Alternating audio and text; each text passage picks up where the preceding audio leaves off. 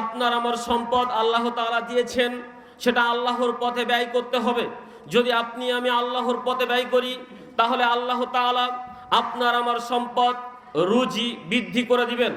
আল্লাহ তাআলা সূরা বাকারার 276 নম্বর আয়াতে বলেন, ইয়ামহাকুল্লাহুর রিবা ওয়া ইউরবিস সাদাকাত।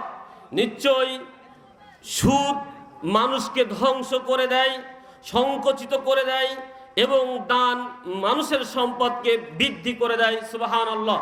অত্র হাদিস দিয়ে আল্লাহ তাআলা বলতে চেয়েছেন, দুনিয়ার মানুষ, তোমরা তোমাদের সম্পদকে বৃদ্ধি করার জন্য যে অন্যায় পন্থা বেছে নিয়েছো, সুদী পন্থা বেছে নিয়েছো, এই সুদের মাধ্যমে তোমরা কখনো তোমাদের ধন সম্পদকে বৃদ্ধি করতে পারবে না।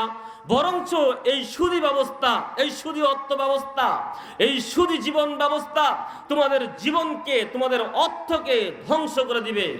আর যদি তুমি দানে অভ্যস্ত হও, আল্লাহ তাআলা দানের মাধ্যমে তোমাদের রিজিক বৃদ্ধি করে দিবেন।